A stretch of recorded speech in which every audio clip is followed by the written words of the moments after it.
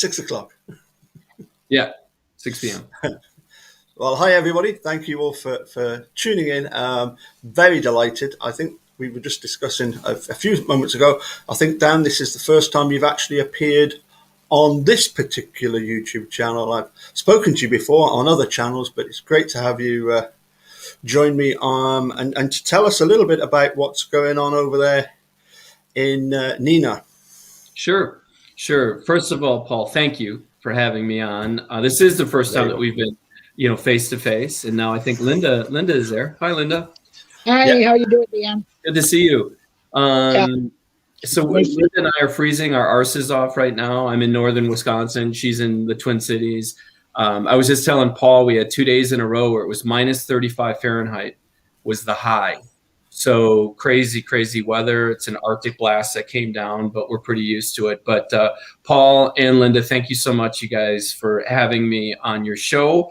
As always, I appreciate it. So yeah, Paul, we've got a press conference coming up February 26th in Neenah, Wisconsin, and it has a lot to do with Eagle Nation, with Michael Funk, with the tragedy surrounding that. I can't give away too much information about it because there is going to be earth-shattering news that day on February 26th. I'm really looking forward to it. We'd love to have you, Paul, Linda, Sharon Sunshine Young, our friend from Belgium, all of our compatriots and colleagues via the Podcast Nation to be there with us on February 26th. So if we could get a cohesive front, I think that would be wonderful.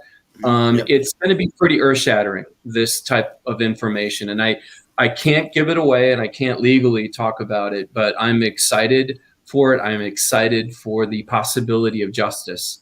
And so that's February 26th. And I have a book coming out called The Rantings of a Madman on Facebook, not to change the subject, but it will show, I think, the cover here. I think we've got the back of it as well. Yeah, that's the back of it as well. And it's called The Rantings of a Madman on Facebook. And it's the inspiration, perspiration, and inebriation of a lovable loser. And it's Paul, could you do me a favor and read my bio? Because I love, with your accent, it just adds so much gravitas to it. If you could. Well, yes. I mean, on the back here. And you are so the inspiration, perspiration, and inebriation of a lovable loser. And Dan Davis is an internationally acclaimed and award-winning actor and writer. He also passed out semi-nude while drunkenly hugging a llama at JR's petting zoo. And I think you've just about covered everything we need to know about you, Dan. I think that's absolutely perfect. Paul, thank you. That was a perfect read. Sorry to interrupt, but notice Charlie Barron's interesting. Yeah. Gotta give it a read. So endorsement off him, and it's not even come out. Oh, Charlie is a gem. Charlie is a Wisconsin gem. He is absolutely, if you get a chance to check him out on YouTube and check out his channels, the Manitowoc Minute, he is absolutely hilarious. And he gives kind of a microcosm of who we are as Wisconsinites. Yeah. We're kind of the bucolic, rural, northern, frozen tundra people. And he really kind of plays that up. And his accent is spot on for a lot of older people in Wisconsin, but he's absolutely hilarious. So I'm going to send you guys copies of the book too.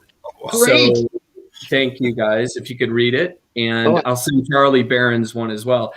Essentially, the book is a trilogy, the first in a trilogy of 3 books. And I wanted it to be a humorous, lighthearted approach to my bully pulpit, which is Facebook, my social media. And what it is kind of, it's through the lens of my Facebook posting. So when I did a film, let's say in Africa or Europe, or it was on PBS or Hulu or Netflix, I would comment about it. And then in the book, you have the post, the actual Facebook post dated. And then there's a postscript of me 10 years later thinking, why the hell did I say that? Or adding more humor to it. So it is, I think it's very, very funny. I think it's hopefully it'll be inspirational too, because there's a little bit of a motivational kick as well. I've got a singer-songwriter, Paul, you'll get a kick out of this because Paul's an amazing musician, accordionist, and all kinds of instruments that he can play. Emilia Ford is a singer-songwriter, originally from Wisconsin. She was a Nashville talent semifinalist a couple years ago, but she's an amazing singer-songwriter, guitar player, and she read the book, really loved the book, and is crafting an album with singles as an homage to the book. Right, so we're going to do a multimedia tour with her doing songs kind of inspired by the book, and it's me on the mic reading excerpts from my book and giving little bon mots and little pieces of advice, and then her doing her amazing music. Kind of remember Laurie Anderson, Paul? Yeah, Linda, do you remember Laurie Anderson?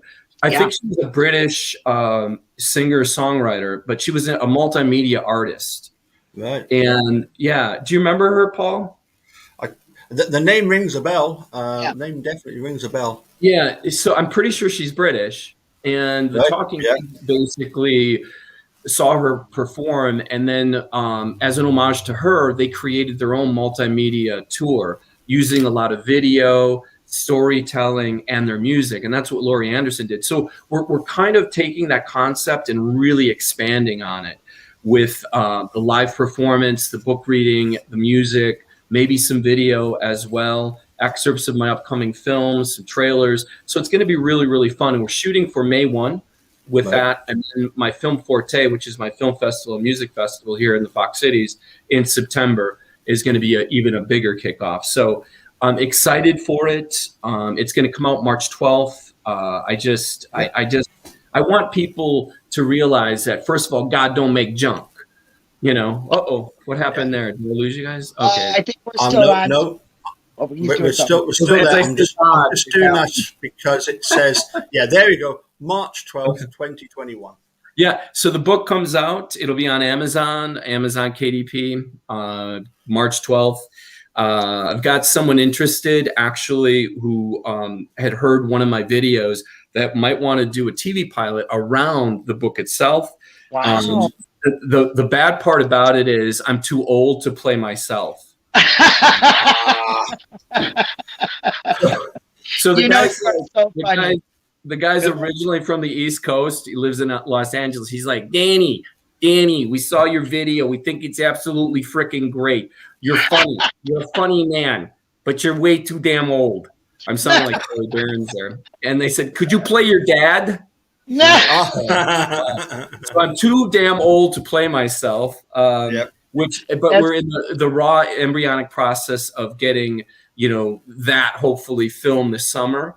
So that's pretty cool. And then I've got a horror film that I want you guys to check out when it comes out, and I'll send you guys a trailer as well. Yep. It's called I Dream of a Psychopomp. Wow. Yes. You mentioned this. But I'm super excited about that. I have a couple of other projects, and people can always go to Netflix to see A Trip to Jamaica, which is still a top 10 international film, top 5 Caribbean film. The film is absolutely shitty. Yeah, it's funny, shitty. Well, you liked it, Linda?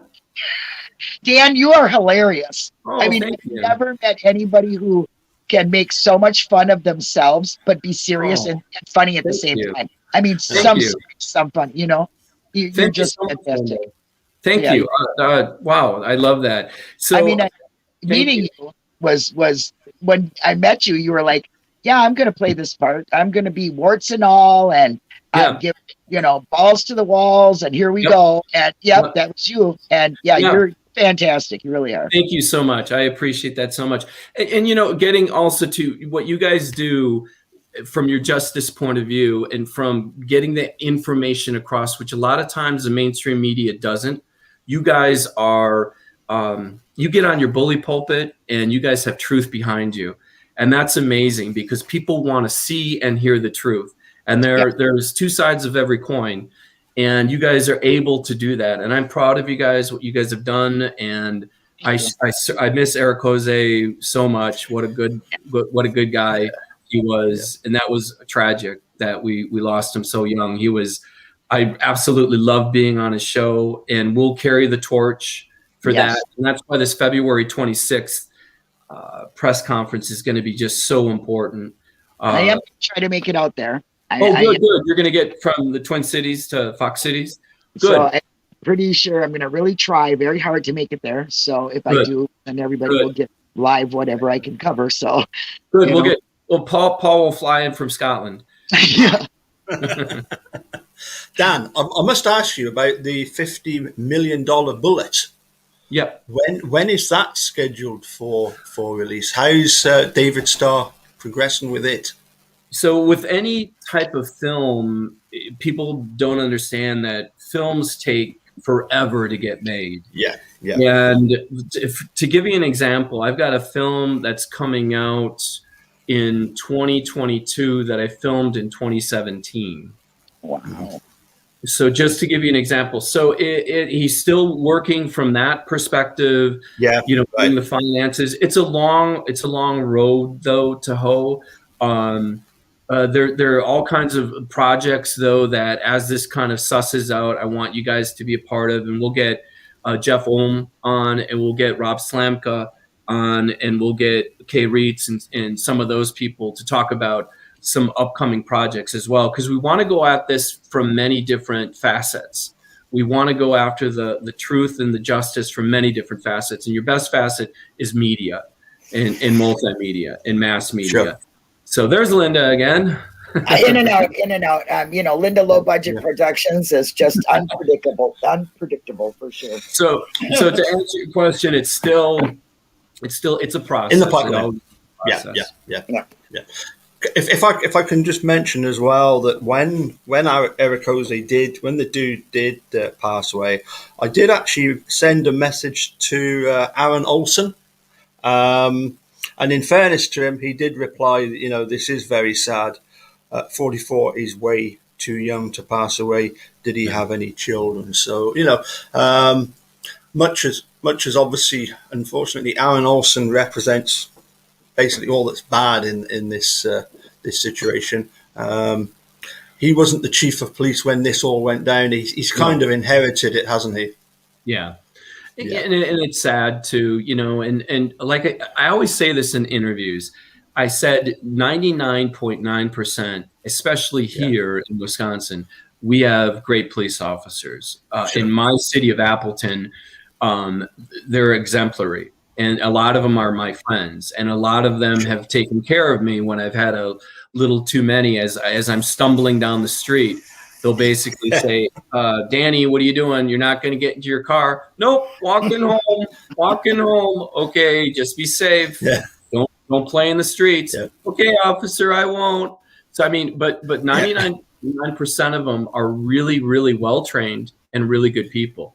Yeah. But that 0.01%, it's just like when Chris Rock talks about this, he's like, if you were a pilot for Frontier Airlines or whatever, and you were the CEO, and you come out and there's a group of 300 people and they're going to get onto a 747, and you're like, my name is Paul Franken I'm the CEO of Frontier Airlines. Okay, 99.9% of our pilots are good, but 0.01% are going to slam you into a mountain and you're all going to die. You'd be like, so we can't be 99.9% anymore. We have to shoot for 100%. Because you don't want to get into a plane where the pilot is at 0.1%. We want all our police officers to be well trained. We want them to be the best of the best. And we want them to take every situation with their training in mind, but always with sensibility and sensitivity to get the best result. We have to be better. The olden days when you could arrest somebody, throw them in the back of the car and kind of mistreat them, that's all done with. Their tax, we're as tax-paying citizens, we're their boss. And they have to know that. So every time that they see someone, they have to treat them like they would a potential boss. Sir, my name is Officer Davies. How are you today? The reason why I'm doing this and blah, blah, blah, blah, blah. But they have to treat with respect, and they have to be better overall. Yeah. Like you said, sorry, bro. That's okay. I was just going to say one bad apple. You know, it's supposed all the fruit is, and it's sad because I do personally myself know some very good cops. That I grew up with who are just like you were saying, and I've been pulled over before and in other states, and they are not all bad. You know what I mean? But when you do see this, it just sticks in your mind. You know, and I know this has been said before. Like in case of Stephen, I don't think everybody knew what was going on. You know, you don't have to. There's a brotherhood there. You trust each other. You know, you're thinking, okay, this is my coworker. I have to have their back. You know, I mean, that's the way it is. And I don't down them for that, not at all.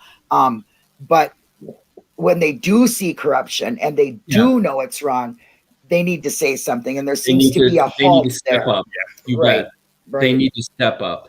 Exactly. And you bet. And we're only as good as our weakest link, and we're only as good as the people around. If Dietrich Bonhoeffer, who is one of my heroes during the Nazi regime, he basically said silence in the face of evil is silence itself, or evil itself. So if we sit idly by and let evil people do evil things, we are just as culpable. We're just much to blame as they are. We have to set forward. We have to be better. We have to stop corruption in its footsteps. We just always have to.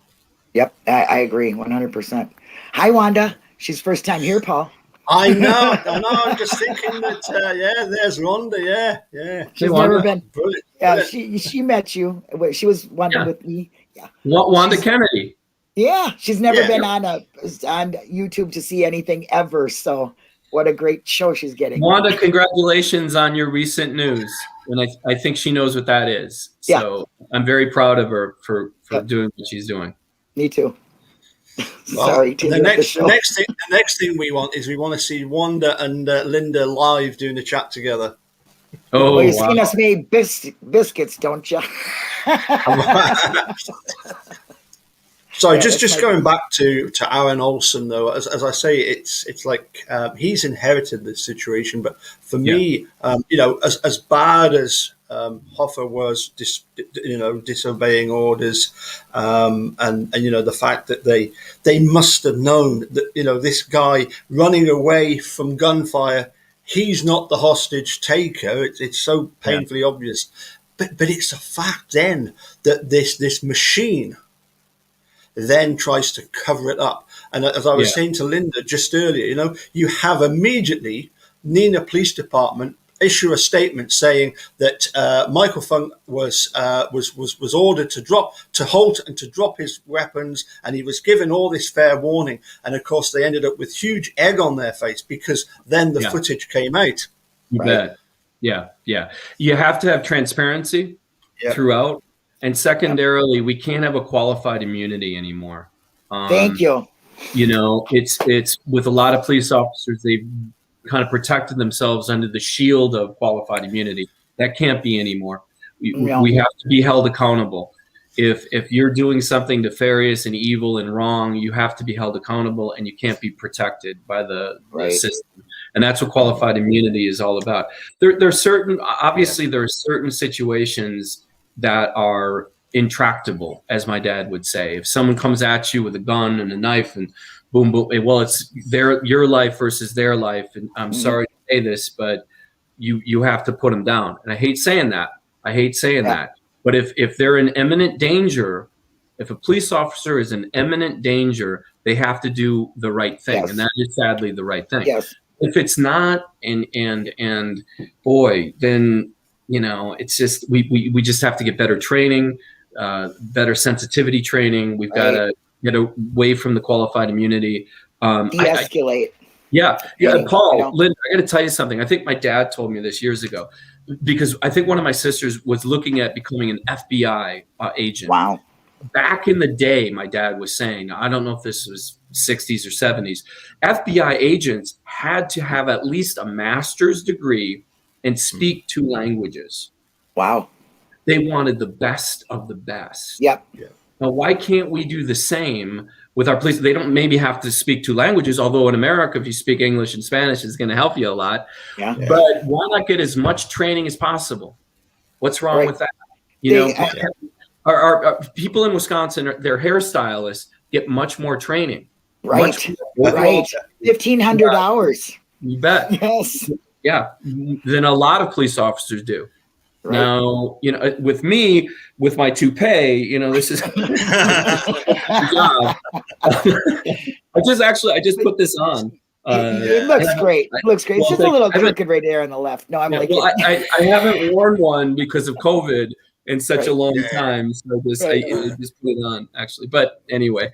Our times have changed. So we need to re-educate for the times. You know what I'm saying? Like there's a lot of mental health issues out there that officers do not know how to go at or to de-escalate them. And I don't know when it changed from shoot and kill to aim to disarm, disarm. I don't know, but I mean, I understand that it's a hard place out there. There's a lot of different things going on that wasn't so bad, because there's more population, more mental illnesses, there's drugs, there's a whole lot of factors, but we really need to up their education on this. I think that's the problem. Everybody says de-escalate or defund the cops. No, put that money into education. And re-educate, keep them going back to school, because hey, if you're a furnace guy, you go to school again. You always go to school. You are redoing things. You're always learning. Learn. You become a better. Knowledge is power. You become whatever you are at, from a plumber to a hairstylist to a police officer to whatever. The more education that you have and the more training you have and the more seminars you go to, the better you are at your job. I agree. And it's difficult because we used to have, I think they closed a lot of the mental, the asylums, the mental health institutes and asylums in the 80s and 90s, and which is sad because there are a lot of people that are hurting and that need a place and need 24/7 supervision. We don't really have that anymore as much as we did, back 20, 30 years ago. That has to be resurrected. People need care. They need, and it's difficult. They need a special unit that'll be able to be called for mental, to help even one person, even one person on staff who could get there and almost be like, you have a negotiator, you have hostage negotiators, you can have a negotiator who understands the mental illness, the dissociative behaviors, where they could come in and talk that person down. Right. Because it's sad to find out that an officer had to kill somebody because they were mentally unstable, and the officer didn't even know about it. I mean, you don't know. You're on the spot with somebody, and you got to make quick decisions. And I'm not saying it's okay to do these things like chasing somebody and shooting them 7 times when they're not doing anything. But when there's a situation like that, you do have to protect you. That's the way it is. And the society and the people around. I understand that.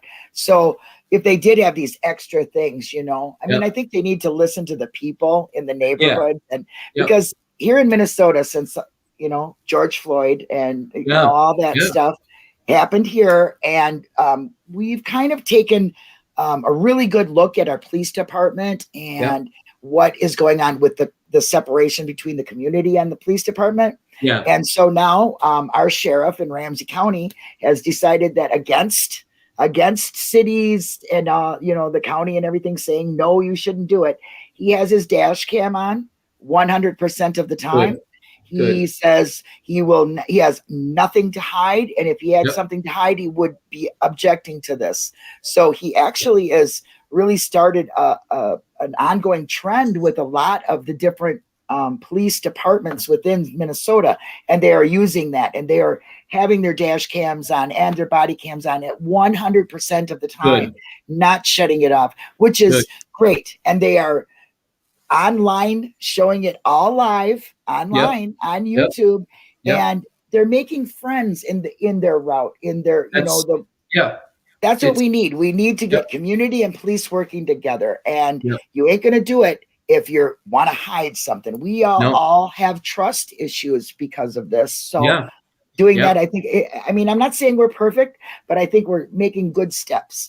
And I think a lot of them should start kind of follow that, Yep. Agreed. 100%. Yeah. Very well said. Yeah. So just to to go back, of course. I mean, if Craig Hopfer had followed orders, Michael Funk would still be alive. He would be alive. And the fact that this wasn't an accident. This was 19 bullets. But of course, for me, the problem is that it's like in Manitowoc when Steve was exonerated in 2003. Yeah. Penny Bernstein apologized to Steve. The police department never did. And in this case, the police have never apologized to Eagle Nations, the Funk family, etc. And am I right in thinking that really the big issue here is that, if you apologize for something, you're accepting blame. And as they say, where there's blame, there's a claim. Yeah.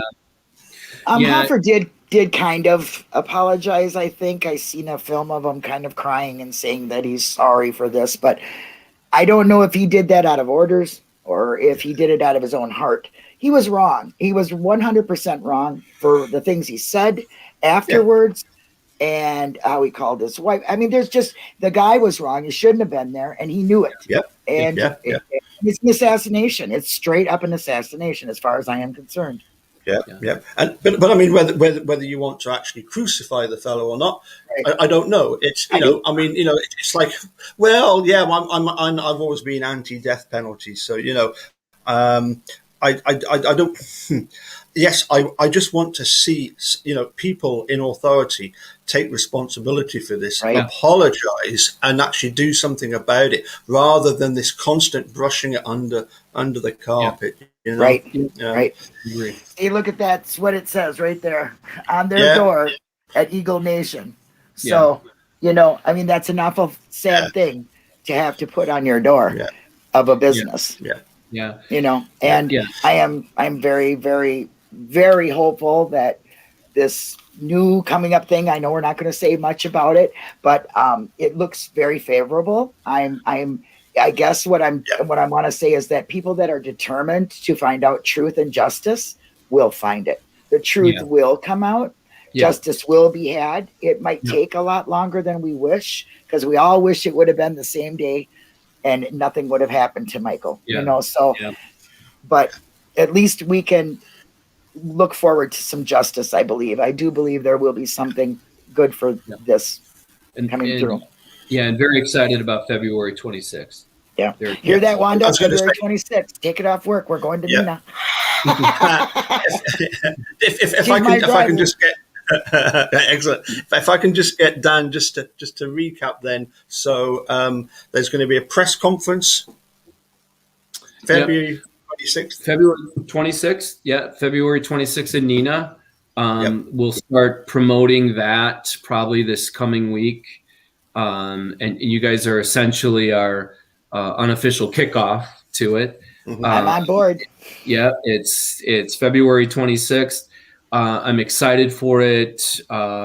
Walter Stern and Rob Slamka and some really good people, and Kay and Donna and some really good people behind this, and a Justice League of sorts that want to get the truth out there and have justice prevail. That's the bottom line, and you never lose when you have justice and truth on your side. So, but that's the 26th, and excited about it.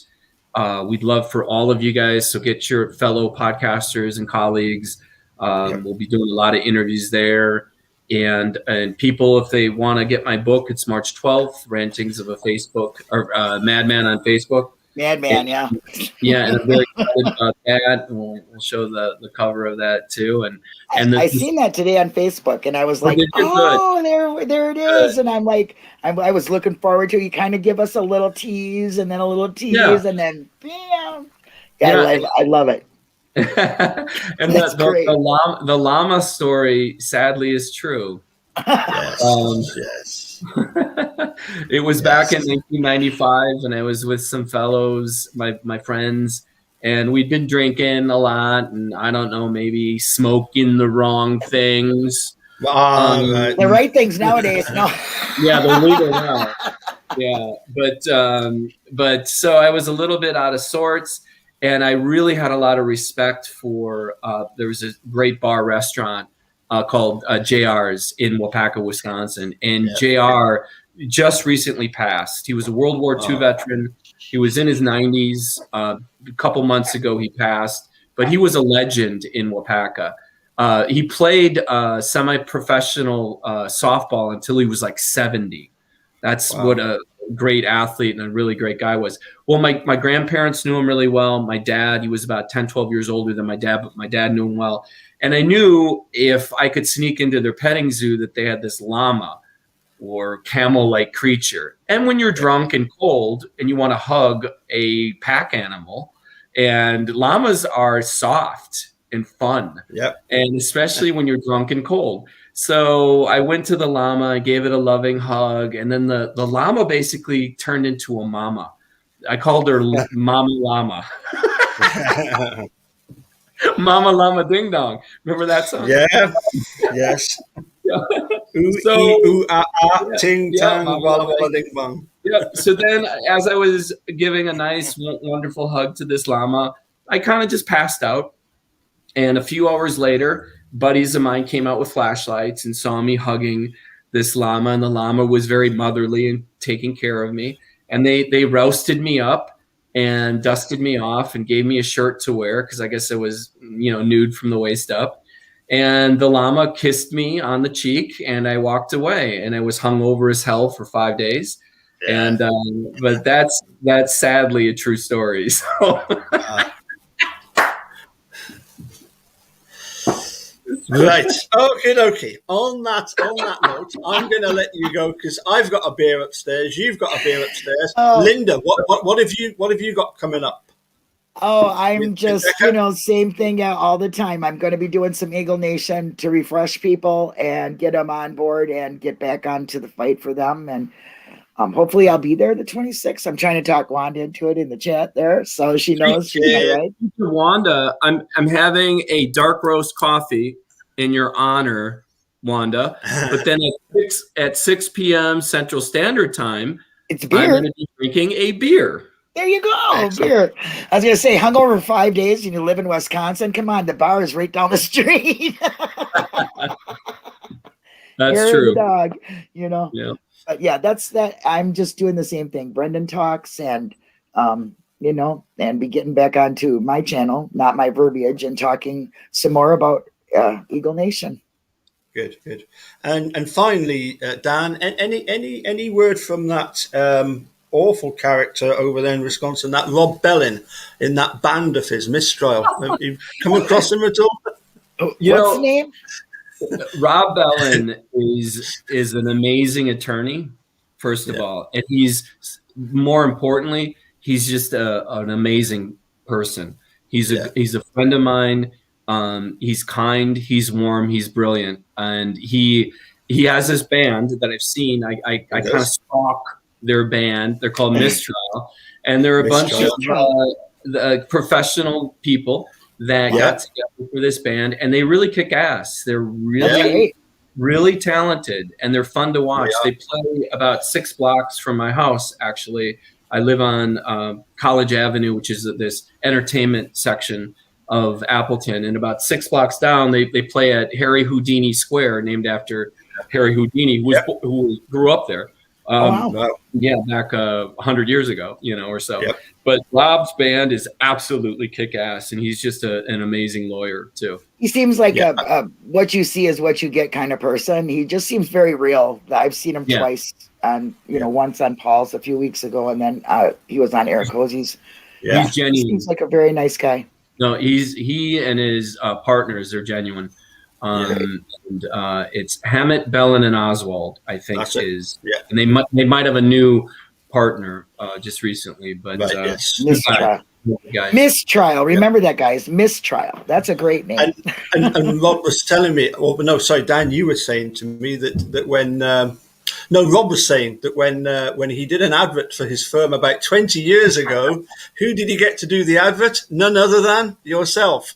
Yeah, it was fun. Yeah, we did a commercial for him, and it was testimonial based. We had some of his clients come on and talk about just how great those guys were. And it was really fun to meet his clients because they were very genuine. They were very sincere and heartfelt in their compliments to these guys. So it ran a lot. It ran for years.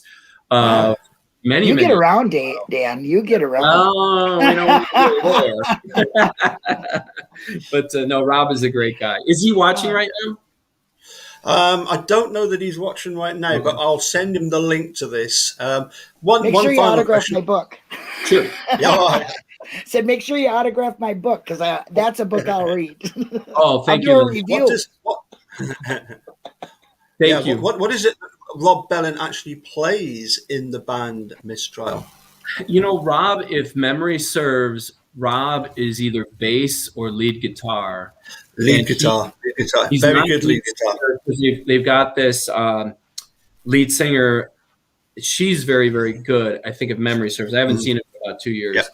COVID, nothing happened in the last, obviously, year or so. But I think Rob is backup vocals and either lead or bass. Lead guitar, yeah, lead guitar. What I'll do is I'll put a link to the to one of the Mistrial tracks that Rob sent me of them doing All Right Now. So I'll pop that link in the link below.